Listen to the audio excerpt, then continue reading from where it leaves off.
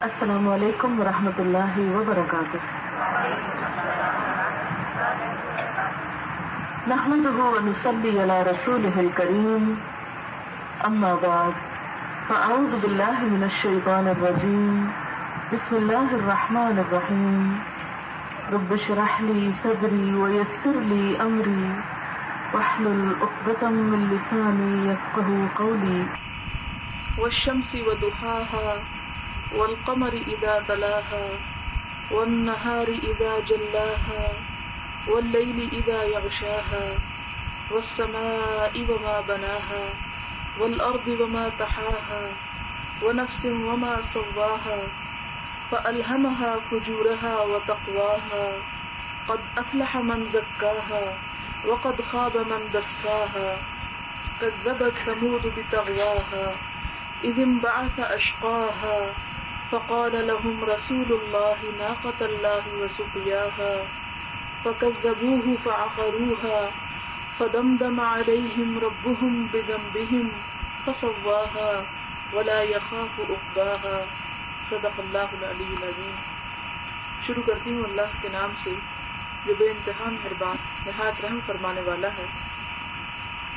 سورج اور اس کی دھوپ کی قسم اور چاند کی قسم جبکہ وہ اس کے پیچھے آتا ہے، اور دن کی قسم جبکہ وہ سورج کو نمایاں کرتا ہے، اور رات کی قسم جبکہ وہ سورج کو ڈھانک لیتی ہے، اور آسمان کی اور اس ذات کی قسم جس نے اسے قائم کیا، اور زمین کی اور اس ذات کی قسم جس نے اسے بچھایا، اور نفس انسانی کی قسم اور اس ذات کی قسم جس نے اسے ہموار کیا، پھر اس کی بدی اور اس کی پرہیزگاری اس پر الہام کر دی. یقیناً فلاح پا گیا وہ جس نے نفس کا تزکیہ کیا، اور نامراد ہوا وہ جس نے اس کو دبا دیا. سمود نے اپنی سرکشی کی بنا پر جھٹلایا. جب اس قوم کا سب سے زیادہ شقی آدمی بکھر کر اٹھا تو اللہ کے رسول نے ان لوگوں سے کہا کہ خبردار، اللہ کی اونٹنی کو ہاتھ نہ لگانا اور اس کے پانی پینے میں مانے نہ ہونا. مگر انہوں نے اللہ کی اس بات کو جھوٹا قرار دیا اور اونٹنی کو مار ڈالا.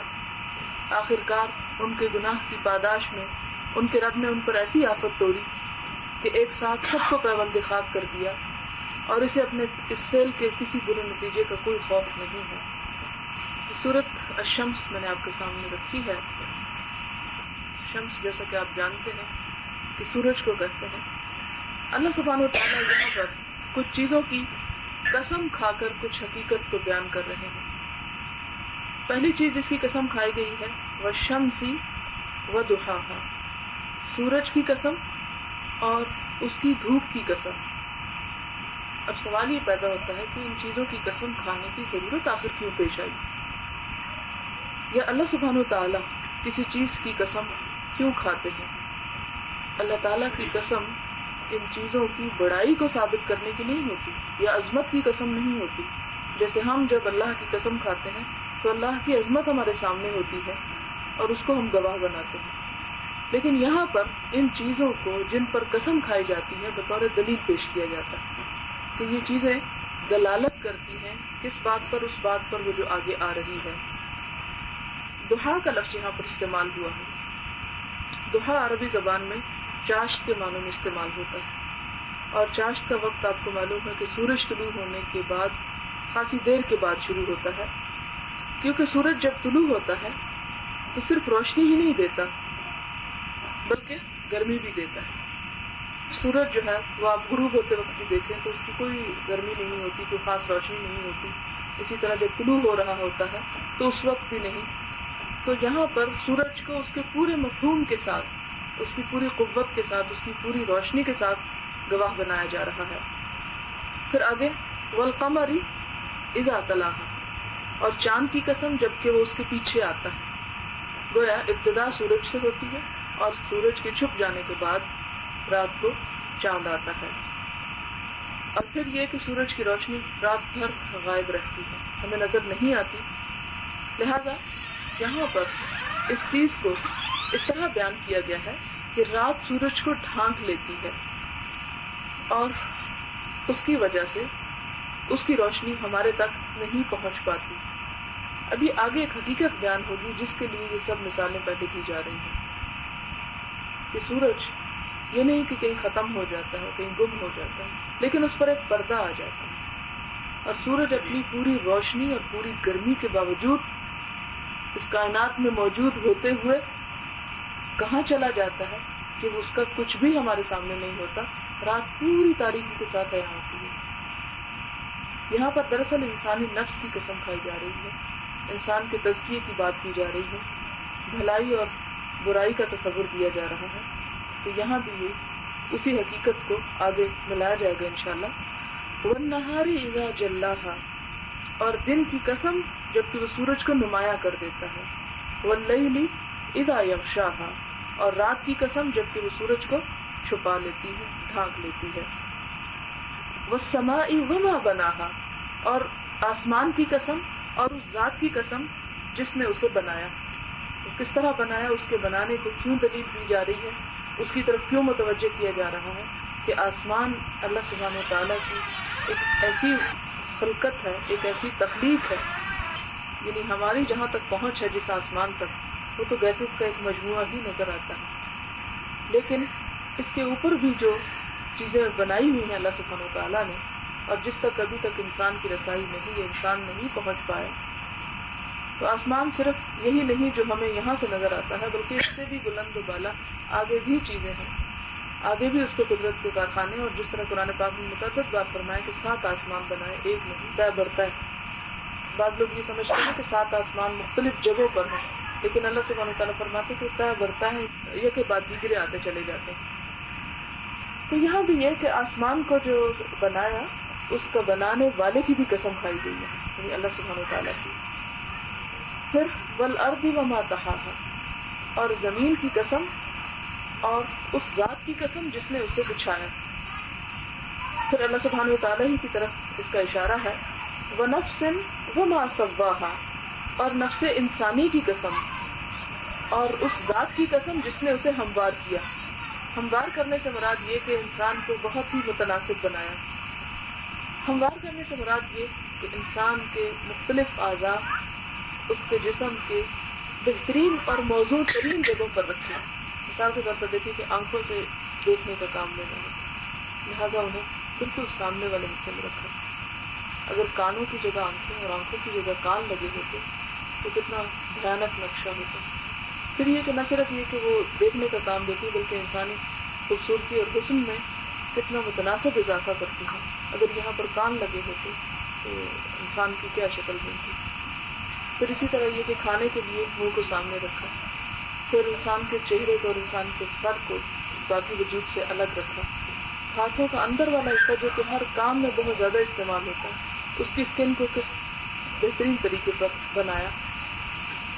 کام کو بہت اچھی طرح انسان کر سکتا ہے۔ اگر یہ والی اسکن اندر کی طرف لگی ہوتی تو کتنی دفعہ کٹتی اور کتنی دفعہ جلتی اور کتنی دفعہ اس میں اتنی ریزسٹنس نہیں۔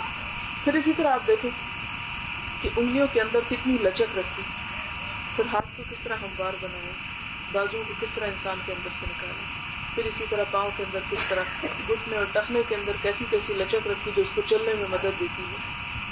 یہ ساری چیزیں، یہ آسمان کا بنایا جانا، یہ سورج کا، یہ چاند کا، یہ زمین کا، یہ رات کا، یہ دن کا، یہ آخر کس چیز پر دلالت کرتی ہے کہ جس رب کی تم مخلوق ہو، جس نے تمہیں بنایا ہے، جس کی طرف تمہاری واپسی ہے، وہ رب کوئی معمولی سی چیز نہیں، یعنی وہ رب جس نے اتنی متناسب تخلیق کی۔ خود سورج کے فوائد آپ جانتے ہیں کیا کچھ ہے، چاند کے فائدے آپ دیکھیں، زمین کے آپ فائدے دیکھیں کہ وما طحاها، اسے بالکل ہموار کر کے بچھا دیا۔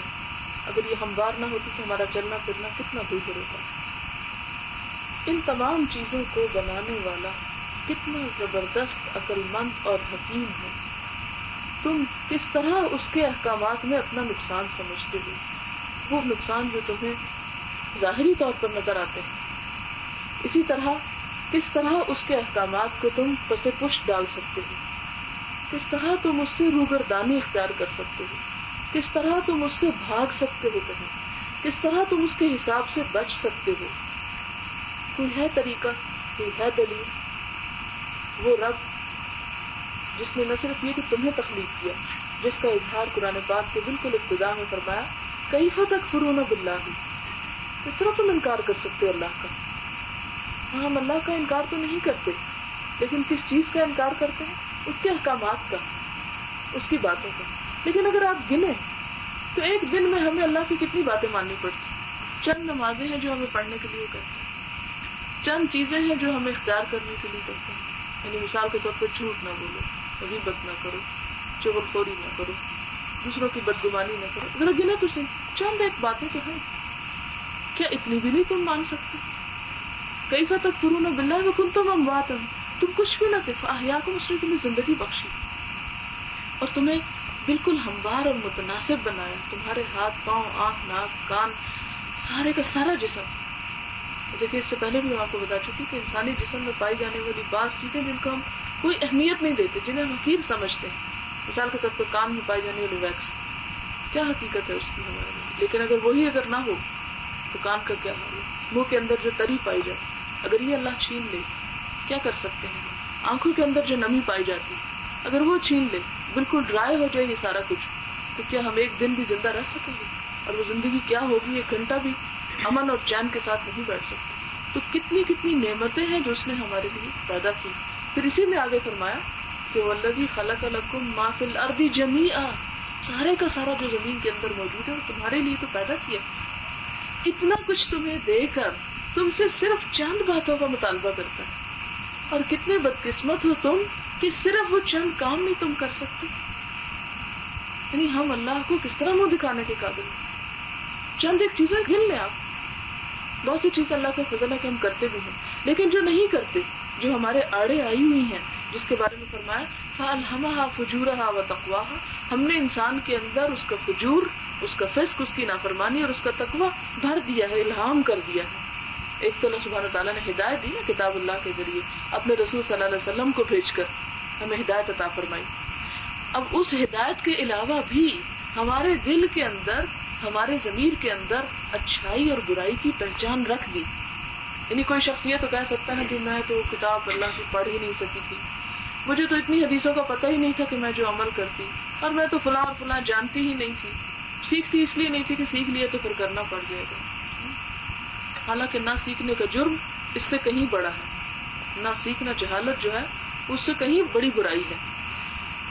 لیکن چلے وہ سب چیزیں ایک طرف رہیں، سیکھا بھی یا نہیں بھی سیکھا تو اس کے ساتھ اللہ نے تمہارے اندر ایک میزان قائم کر دی، تمہیں خود پہچان بتا دی. تمہارا ضمیر تمہیں فوراً بتاتا ہے یہ غلط کر رہے ہیں، چاہے تم 1000 فتوے تم اس کے لیے کیوں نہ لے آؤ. اس سے فتوا لے کے پوچھ لیں یہ غلط ہے یہ صحیح ہے، اس سے لے لیں اس سے لے لیں، ساری دنیا آپ کے حق میں فتوا دے دے، پھر بھی یہاں سے پوچھو. کیونکہ حضور صلی اللہ علیہ وسلم نے فرمایا کہ اس سے فتوا لو، خواہ تمہیں لوگ کتنا ہی فتوا دے دیں، خواہ تمہیں کتنا ہی فتوا دے دیں، لیکن اصل بات دل کی بات ہے. وہاں پوچھو کہ واقعی تم درست کر رہے ہو یا نہیں کر رہے. ظاہر جس سے تم فتوا لوگے اسے تو اپنی مرضی کا جواب دینے کے لیے ایک محدود بات ہی بتاؤ گے، لیکن اطراف و جوانب کو تو تم خود بہتر طور پر سمجھ سکتے ہو. تو وہاں بھی فرمایا کہ کیف تکفرون باللہ وکنتم امواتا فاحیاکم، پھر اس نے تمہیں زندہ کیا. ثم یمیتکم، تم ہمیشہ کے لیے نہیں آئے کہ تم اگر نافرمانی پہ تلے ہوئے ہو تو کرتے چلے جاؤ اور چھوٹ جاؤ گے. اگر تم بگڑتے ہو تو بگڑتے ہی رہو گے اور اللہ سبحانہ تعالیٰ تمہارا کچھ نہیں بگاڑ سکے گے. نہیں، تمہیں پکڑا جائے گا، مارے گا تم کو. صرف چند دن کا اختیار ہے. ثم یحییکم، پھر زندہ کرے گا تمہیں. اور اس کے بعد نہیں فرمایا ثم یمیتکم، پھر ہمیشہ کے لیے مر جاؤ گے. نہیں، پھر تمہیں زندہ ہی رہنا ہے، خوشی کی حالت میں یا تکلیف کی حالت میں، جنت میں یا جہنم میں. تمہیں موت نہیں آئے گی. پھر اس کے بعد ثم الیہ ترجعون، پھر وہ جو تمہیں آخری بار زندہ کیا جانا ہے وہ کس لیے زندہ کیا جانا ہے؟ اسی کی طرف تم لوٹائے جاؤ گے. وہاں سے تم بھاگ نہیں سکتے. اس کے سامنے پیش کیے جانے کے لیے اللہ کے ہاں کھڑے کیے جاؤ گے. تم نہ آنا چاہو گے تمہیں کھینچ کر لایا جائے گا، پکڑ کے لایا جائے گا. تمہارے بھاگ نکلنے کی کوئی بھی گنجائش نہیں. اب ان ساری حقیقتوں کو سامنے رکھتے ہوئے ہم میں سے ہر شخص اپنا حساب کرے اور اپنے آپ سے پوچھے کہ تم خدا کی نافرمانی آخر کب تک کرتی چلی جاؤ گی؟ کتنی زندگی گزر چکی اور کتنی تھوڑی باقی ہے. کیا تم اسی حال میں خدا کے پاس جانا چاہتی ہو کہ تمہارا نامہ اعمال سیاہ ہو، جس کے اندر اس کی طرح طرح کی ناراضگیاں بھری ہوئی ہیں؟ یہ نامہ اعمال لے کر تم کیا منہ دکھاؤ گی خدا کو، جس میں لمحے لمحے پر غیبت کی ہوئی اور طرح طرح کے جھوٹ سے بھرا ہوا، اور دوسروں کی بدگمانیوں سے اور حسد سے اور نفرت سے؟ یہ نامہ اعمال خدا کے پاس لے کر جاؤ گی جب تنہا وہاں کھڑی ہوگی؟ کیونکہ فرمایا قد افلح من زکاہا، یقیناً کامیاب ہوا وہ جس نے اس کا تزکیہ کیا، اسے پاک کیا، وقد خاب، اور نامراد ہو گیا، ناکام ہو گیا، من دساہا، جس نے اسے دبا کر رکھا، اس کی ایک نہ سنی۔ وہ جو الہام کیا ہو نا ہمارے اندر اچھائی اور برائی، اس کو سن کر نہ دیا، اس پر کوئی توجہ نہ دی، اس کی ایک نہ سنی، اور وہی کچھ کرتا چلا گیا جو دل چاہتا تھا۔ تزکیہ کیا ہوتا ہے؟ تزکیہ اپنے آپ کو صاف کرنا۔ تزکیہ کا ایک اور مطلب ہے کہ نیکیوں کو نشو نما دینا۔ اس میں اس کا طریقہ کار کیا مفید ہو سکتا ہے؟ آپ بیٹھ جائیں، ایک کاغذ اور پین لے لیں، اس پر لکھنا شروع کر دیں کہ میں اللہ کی کیا کیا نافرمانیاں کرتی ہوں، جن باتوں کا آپ کو پتا ہے کہ خدا نے یہ حرام قرار دی ہے، جن کا پتا ہے کہ آپ اللہ سبحانہ تعالیٰ نے ان سے منع فرما دیا، جن کے بارے میں پتا ہے کہ اس کے کرنے سے خدا کا غضب بھڑکتا ہے، پتا ہے کہ اس کو کر کے خدا کی رحمت سے میں دور ہو جاؤں گی، جس کے بارے میں پتا ہے کہ میں یہ کر کے اللہ کی سزا کی مستحق ہوں گی، ان سب باتوں کو ڈھکا لیں۔ پھر اس کے بعد تمام نعمتوں کو بھی گنے جو رب نے آپ کو عطا کر رکھی، کوشش تو کریں کبھی گننے کی۔ اللہ سبحانہ وتعالیٰ فرماتے ہیں ان تعدوا نعمت اللہ لا تحصوها، اگر تم خدا کی نعمتوں کو گننا چاہو تو اس کا احاطہ نہیں کر سکتی۔ اب سوچیں کہ وہ ساری نعمتیں بھی میں لے رہی اور یہ ساری نافرمانیاں بھی کیے چلے جا رہی ہیں، آخر میرا انجام کیا ہونا چاہیے؟ وہ بیٹھ کے خود ہی جمع تفریق کر لیں، پھر اپنے آپ کو وہاں پر رکھ کر دیکھیں کہ اگر میرے سامنے ایسا کوئی مقدمہ آئے تو اس کا فیصلہ میں کیا کروں گی، مجھے کیا کرنا چاہیے۔ اس کو آپ ایک مثال سے یوں بھی سمجھ سکتے ہیں کہ جیسے کوئی ایک باغ ہے، باغ کا مالک وہ باغ سجا بنا، پھولوں اور پھلوں سے بھرا ہوا، سبزے سے لدا ہوا، چند لوگوں کے حوالے کرتا ہے کہ یہ باغ لو اور اس کی تم رکھوالی کرو، اور اس کے لیے جتنی بھی انسٹرکشنز ہیں وہ لکھ کر دے دیتا ہوں۔ جو لوگ اس کو اپنی تحویل میں لیتے ہیں وہ ان ساری انسٹرکشنز کو رٹ لیتے ہیں، زبانی یاد کر لیتے ہیں، اور جا کر باغ میں بیٹھ کر اسے طرح طرح کے نغموں سے پڑھنا شروع کر دیتے ہیں، اور جب اٹھتے ہیں کبھی کوئی درخت تباہ کر دیتے ہیں، اور کبھی کسی چیز کو اجاڑ دیتے ہیں، اور کبھی کسی چیز کا ستیہ ناش کر دیتے ہیں، اور سال کے بعد جب باغ کا مالک اس کو دیکھتا ہے تو بھلا بتائیے کہ وہ اپنے ان نوکروں کے ساتھ یا ان لوگوں کے ساتھ کیا سلوک کرے گا؟ یہ کیا کرنا چاہیے اس کو؟ انہیں انعام دینا چاہیے۔ اسی طرح اللہ سبحانہ وتعالیٰ نے ہمیں زمین کے لیے پیدا کیا۔ اذ قال ربک للملائکۃ انی جاعل فی الارض خلیفہ، یہ زمین، یہ اپنا اس نے یہ باغ ہمارے حوالے کیا اور ہم سے کہا کہ تم اس کی رکھوالی کرو، اس میں فساد نہ کرو، ولا تفسدوا فی الارض بعد اصلاحها، اور اس میں فلاں اور فلاں احکامات ہمیں بتائے کہ یہ اور یہ کر لو، یہ اور یہ چیزیں نہ کرنا، اور یہ معاملہ ہم پر چھوڑ دیا۔ اب ہم یہاں پر آ کر کیا کر رہے ہیں؟ اس کی کسی ایک حد کو پامال کرنا۔ مثال کے طور پر نماز ہے، نماز کو نہ پڑھنا یوں سمجھے کہ جیسے ایک درخت برباد کر دینا، پھر اس کے بعد اپنے سر کو نہ ڈھانکنا، حجاب نہ کرنا، ایک دوسرے درخت کو تباہ کر دینا، جھوٹ بولنا، ایک اور جگہ فساد برپا کرنا، غیبت کرنا، ایک تیسرے درخت کو خراب کرنا۔ تو جو بھی ہمیں حصہ دیا گیا اس باغ کا، اس کی رکھوالی کرنے کے لیے، وہاں بیٹھ کر ہم نے قرآن تو خوب پڑھا، خوب اس کی تلاوت کی، خوب اس کی تجوید کی، خوب اس کے مطلب سمجھے، طرح طرح سے بیٹھ کے اس سے لطف اٹھایا، اس سے سکون بھی حاصل کیا، کیونکہ ظاہر ہے کہ یہ ایک انعام ہے قرآن کا کہ ہم اسے پڑھتے تو سکون حاصل ہوتا ہے نا، کسی بھی طریقے سے اسے پڑھیں، سارے فائدے اس سے اٹھا کے کر کے کچھ نہ دیا، تو جب ہم یہ شکلیں اپنی لے کے خدا کے پاس پہنچیں گے تو خدا ہم سے حساب نہیں لے گا، خدا ہم سے پوچھے گا نہیں کہ میں نے جو تم پر ذمہ داریاں عائد کی تھی ان کو تم نے کیا کیا۔ فرمایا کہ قد افلح من زکاہا، کامیاب ہوا وہ شخص۔ کون سی کامیابی؟ کوئی بہت بڑا بینک بیلنس ہو گیا اس کا، نہیں. کوئی بہت بڑی جاگیر مل گئی اس کو، نہیں. کوئی دولت کے انبار لگ گئے اس کے لیے، کچھ بھی نہیں. وہ آخرت کی ہمیشہ ہمیشہ کی کامیابی، جسے ہم کامیابی سمجھتے ہی نہیں. ہمارے نزدیک کامیابی صرف دنیا کی کامیابی. ہمارے نزدیک کامیابی ایک بہت اچھے ایریا میں ایک بہت بڑا گھر بنا لینا ہے. ہمارے نزدیک کامیابی اس گھر کو بہترین طریقے پر، بالکل modern up to date manners پر اس کو سجانا اور بنانا ہے. ہمارے نزدیک کامیابی بہت بڑا بزنس اسٹیبلش کر لینا ہے. ہمارے نزدیک کامیابی بہت بڑی بڑی ڈگریاں اپنے آپ کو یا اپنی اولاد کو دلوا دینا ہے.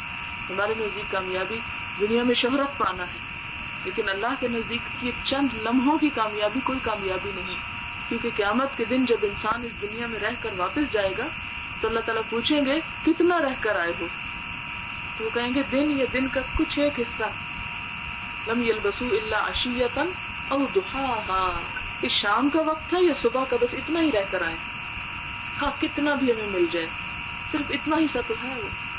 اور اس کے برعکس آخرت کی وہ کامیابی جس کے لیے ہم کوشش کی بجائے ان حدود کو پامال کر رہے ہیں جو خدا نے ہمارے لیے قائم کی، تو وہ کامیابی ہمارے لیے کیا کامیابی ہوگی؟ اس کے پھر ہم مستحق کیسے قرار پائیں گے؟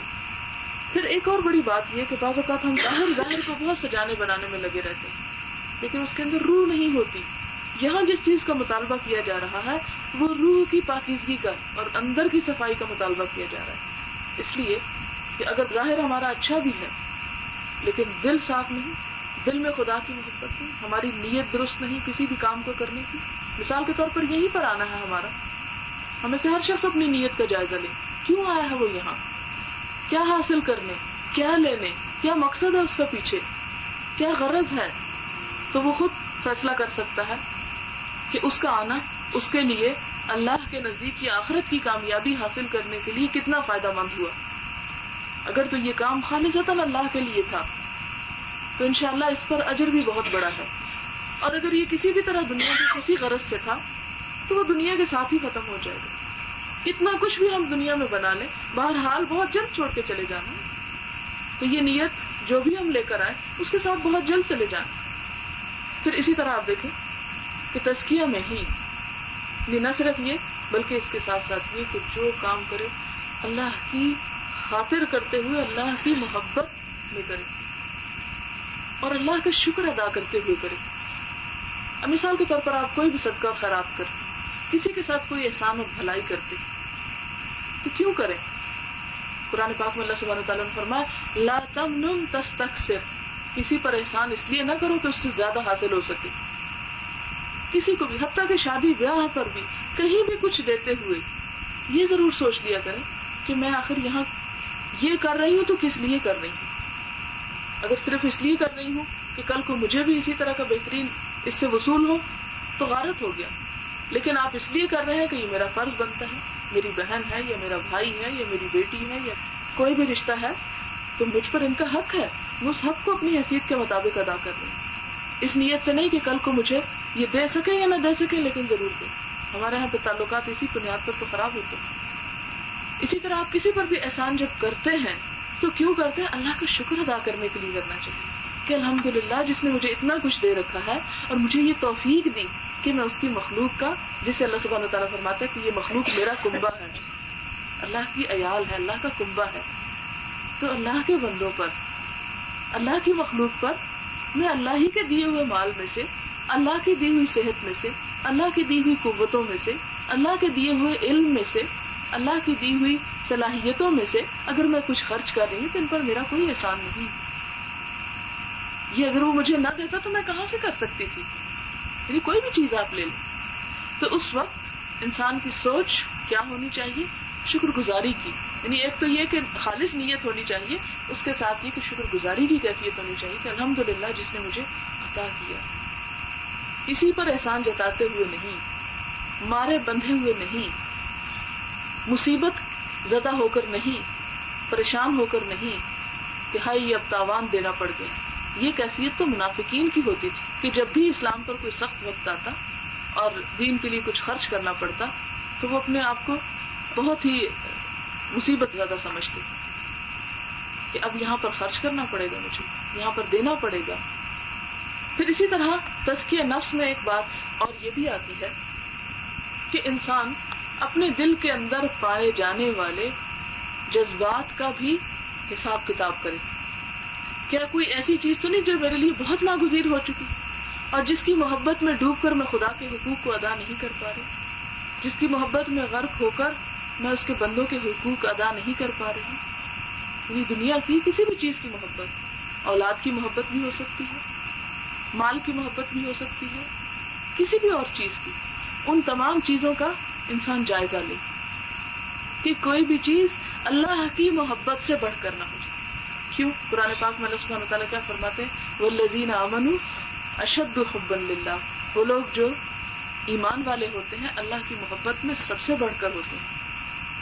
پھر اسی طرح تزکیہ قلب میں ایک بات یہ آتی ہے کہ انسان جو دوسروں کے بارے میں برے خیالات سوچتا ہے ان کو انالائز کرے, بدگمانیاں جو کرتا ہے اپنے ہی بچوں کے بارے میں, اپنے ہی شوہر کے بارے میں, اپنے ہی رشتہ داروں کے بارے میں, اپنے ہی دوستوں کے بارے میں, یعنی جن جن کے بارے میں اس کا دل ٹھیک نہیں ہے اس کا ذرا حساب کرے.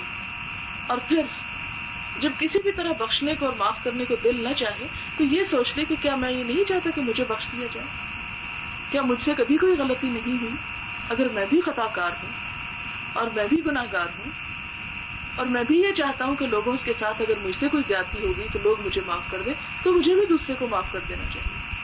اور اسی لیے حضور صلی اللہ علیہ وسلم نے فرمایا کہ تم میں سے کوئی کسی کے خلاف بات میرے سامنے آ کے نہ کرے, کیونکہ میں بھی ایک انسان ہوں اور میں نہیں چاہتا کہ میں اس حال میں رات گزاروں کہ میرے دل میں کسی کے خلاف کوئی میل ہو. لہذا اس بات کی بھرپور کوشش کی جائے کہ ہم انتہائی شدید اور اشد ضرورت کے علاوہ کسی کی برائی کسی سے نہ کریں, اور خاص طور پر ایسی جگہوں پر جہاں پر ہمیں اندیشہ ہو کہ اس سے تعلقات مزید بگڑ سکتے ہیں, جیسے لگائی بجھائی کرتے ہیں, خاص طور پر اس سے اعتراض کیا جائے. لگائی بجھائی کا دراصل جواب بہت جلدی ملتا ہے. جب ہمیں یہ پتا ہو کہ فلاں فلاں کے ساتھ اس کی نہیں بنتی تو وہاں جا کے بات کرنے میں چونکہ ہمیں اس کی طرف سے پروٹیکشن یا اس کی طرف سے ایک سہارا مل رہا ہوتا ہے, لہذا وہاں پر ہماری کوشش کچھ تیز ہو جاتی ہے. تو ایسے موقعوں پر جائزہ لیں. پھر اسی طرح تزکیہ نفس میں ایک بات یہ کہ انسان شیطان کے ڈالے ہوئے وسوسوں سے اور اس کے خیالات سے پناہ مانگتا رہے, جس کا قرآن پاک میں اللہ سبحانہ وتعالیٰ نے ذکر فرمایا کہ من شر الوسواس الخناس, کہ میں پلٹ پلٹ کر آنے والے وسواس الخناس کے شر سے پناہ مانگتا ہوں. وہ خناس کیا کرتا ہے, یعنی ہم نیت کرتے ہیں ایک کام کی کہ میں مثال کے طور پر چاشت کے یا اشراق کے 2 نفل پڑھ کے ہم ارادہ کرتے ہیں, پھر شیطان آتا ہے ہمارے ذہن میں کوئی اور خیال ڈالتا ہے, اس کو ہم بھلا دیتے کیونکہ اس نے اللہ سبحانہ وتعالیٰ کے سامنے کھڑے ہو کر اس بات کا عہد کیا تھا کہ میں انسانوں کے دائیں طرف سے آؤں گا, بائیں طرف سے آؤں گا, سامنے سے آؤں گا, پیچھے سے آؤں گا, انہیں ضرور بہکانے کی کوشش کروں گا. اور وہ ہمارا کھلا دشمن ہے, جس کی دشمنی جنت میں آدم علیہ السلام کے ساتھ واضح تھی.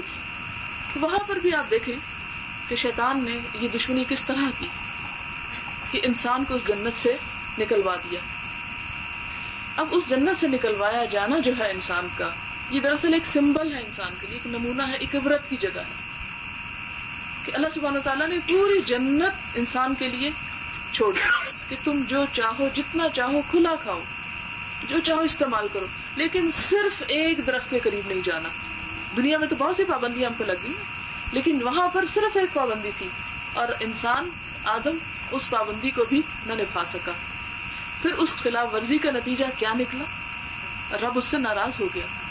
اب دیکھیں کہ صرف ایک درخت کا پھل کھانے سے اگر رب ناراض ہوتا ہے تو یہ جو دن رات ہم اس کی حدود توڑتے پھر رہے ہیں, کہ اس طرح ہم سے بہت خوش ہوگا, جبکہ ہمارا واسطہ اور ہمارا معاملہ صرف اور صرف ایک ہمارے رب کے ساتھ ہے, اکیلے ایک رب کے ساتھ.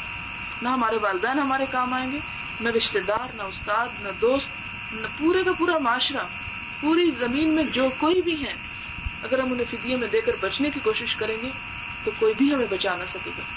اور جب حقیقت یہ ہے تو پھر ان چیزوں کے جھوٹے اور عارضی سہارے لینے کی آخر ضرورت ہے. پھر ہمارے یہاں ایک اور تصور یہ پایا جاتا ہے کہ چونکہ میرے والد بہت نیک ہیں اور فلاں فلاں پیر اور بزرگ بہت اچھے ہیں, ان کے ساتھ میرے ہیں واسطہ تعلق, تو وہ میرے کام آئیں گے, مجھے چھڑا لیں گے. چھڑانے کی جہاں تک بات ہے, آپ ذرا حضرت نوح علیہ السلام کا واقعہ پڑھیں حضرت نوح علیہ السلام اپنے بیٹے کو سمجھا رہے ہیں کہ آؤ بیٹے میرے ساتھ سوار ہو جاؤ. بیٹا کیا جواب دیتا ہے؟ نہیں ابا جان میں وہ ایک پہاڑ میں جا کے پناہ لے لوں گا. حضرت نوح علیہ السلام فرماتے ہیں کہ بیٹے آج کوئی چیز اللہ سے پناہ نہیں دے گی, کوئی نہیں بچا سکتا. ابھی یہ بات ہو ہی رہی تھی کہ ان دونوں کے درمیان ایک بہت بڑی موج آ گئی نا, اور وہ بیٹے کو بہا کے لے گئی. وہ جب کشتی چل پڑی تو وہ جا کے ٹھہری. حضرت نوح علیہ السلام ظاہر ہے کہ غم زدہ تھے. تصور کریں نا کہ ہمارا بیٹا یا ہماری اولاد ہمارے سامنے یوں چلی جائے آن کی آن میں. ابھی بات چیت ہو ہی رہی ہے, ابھی سمجھانے کی کوشش ہو ہی رہی ہے کہ وہ ریلا آتا پانی کو اور بہا کے لے جاتا. ذرا تھوڑا سا یاد کریں پچھلے سیلاب کو. اب اس میں آپ دیکھیں کہ حضرت نوح علیہ السلام جب وہاں جا کے رکتے ہیں تو غمزدہ اور کہتے ہیں کیا میرے اللہ وہ میرا بیٹا تھا, میرے اہل و عیال میں سے تھا, اور تو سب سے زیادہ بہترین فیصلہ کرنے والا. تو اللہ تعالیٰ فرماتے انہ لیس من اہلک, وہ تیرا اہل نہیں, وہ تیرا بیٹا نہیں. انہ عمل غیر صالح, اس کا عمل غیر صالح تھا. فلا تسألنی ما لیس لک بہ علم, ایسی باتوں کا مت سوال کرو مجھ سے, وہ چیز مت مانگو مجھ سے جس کا تمہیں علم نہیں. انی اعوذک ان تکون من الجاہلین, میں تمہیں نصیحت کرتا ہوں کہ تم جاہلین میں سے نہ ہو جاؤ, یعنی نادانوں کسی باتیں مت کرو. تو فوراً حضرت نوح علیہ السلام پلٹ آتے ہیں اور کہتے ہیں کہ اللہ تو مجھے معاف کر دے, میں تیری پناہ میں آتا ہوں کہ میں کوئی بھی جہالت برتوں, میں توبہ کرتا ہوں. اگر تو مجھے بخشے گا نہیں, تو مجھے معاف نہیں کرے گا, تو میں خسارہ پانے والوں میں سے ہو جاؤں گا. اب یہاں آ کر اللہ تعالیٰ نے پیغمبر اور اس کے بیٹے کی مثال دے کر اس عقیدے کو بھی پاش پاش کر دیا کہ یہ مت سوچو کہ وہ کام آئے گا اور وہ سہارا دے گا, وہ فائدہ پہنچائے گا اور وہ بچا لے گا اور وہ چھڑا لے گا. کوئی نہیں چھڑائے گا, کوئی نہیں بچائے گا. یوم یفر المرء من اخیہ وامہ وابیہ وصاحبتہ وبنیہ, جس دن انسان فرار حاصل کرے گا, بھاگے گا اپنے بھائی سے, اپنی ماں سے, اپنے بیٹے سے, اپنی بیوی سے. لکل امرئ منہم یومئذ شأن یغنیہ, ہر شخص پر ایسی مصیبت آئی ہوئی ہوگی جو اسے دوسروں سے بے نیاز کر دے گی. جب سب انسان ایک دوسرے سے بھاگ نکلیں گے, کوئی کام نہیں آئے گا, تو پھر عقل مندی اسی میں ہے کہ آج ان سارے رشتوں کو غیر سمجھ کر اپنے لیے خود کچھ کریں. یہ مت سوچے کہ ہماری اولاد ہمارے لیے کچھ بعد میں کر دے گی, یا فلاں کر دے گا, فلاں کر دے گا. کوئی کچھ نہیں کرے گا جب تک ہم خود اپنے لیے نہ کرنے والے. اور اولاد زیادہ سے زیادہ کیا کر سکتی؟ دعا ہی کر سکتی. اور رب نہ چاہے تو دعا نہ قبول کرے تو ہمیں کیا فائدہ پہنچے گا اس سے؟ کیونکہ رب کو سب سے پہلے تو ہمارا اخلاص دیکھنا ہے, ہمارے دلوں کو دیکھنا ہے. اور یہاں پر جس تزکیہ نفس کی بات ہو رہی ہے وہ اس کے بارے میں فرمایا ان اللہ لا ينظر الى صورکم واموالکم, اللہ کو نہ تمہارے مال دیکھنے ہیں نہ تمہاری شکل و صورت دیکھنی ہے, ولکن ينظر الى قلوبکم واعمالکم, لیکن وہ تو تمہارے دلوں کو دیکھتا, تمہارے عمل دیکھتا, تم کرتے کیا ہو. وہ تو دلوں کے تقوی کو دیکھتا ہے, اسے تو تمہارے دلوں کی حالت چاہیے. لیکن پھر یہ غلط فہمی دور ہو جائے کہ اللہ کو صرف دل نہیں چاہیے کہ ہم ایک کونے میں بیٹھ کے تزکیہ کرتے رہیں, ذکر کرتے رہیں اور خوب اللہ اللہ کرتے رہیں اور کسی حرام حلال کی پرواہ نہ کریں. نہیں, اس کی مثال پہلے بھی میں آپ کو دے چکی ہوں کہ کسی بہت خوبصورت برتن میں کوئی باسی چیز رکھ کے کھائی جائے تو دل چاہے گا کھانے کو, اور اسی طرح بہترین چیز کسی گندے برتن میں ڈال کر پیش کی جائے تو وہ بھی دل نہیں چاہتا لینے کو. اسی طرح اللہ سبحانہ وتعالیٰ کو صرف ہمارے دل نہیں چاہیے, ظاہر کے لیے بھی جو اس نے احکامات دیے ان کی بھی پیروی کرنی ہے, اور اسی طرح صرف ظاہر نہیں سجانا بنانا بلکہ دلوں کا بھی خیال رکھنا ہے. سبحانک اللہم و بحمدک نشہد ان لا الہ الا انت نستغفرک و نتوب الیک. والسلام علیکم و رحمۃ اللہ وبرکاتہ.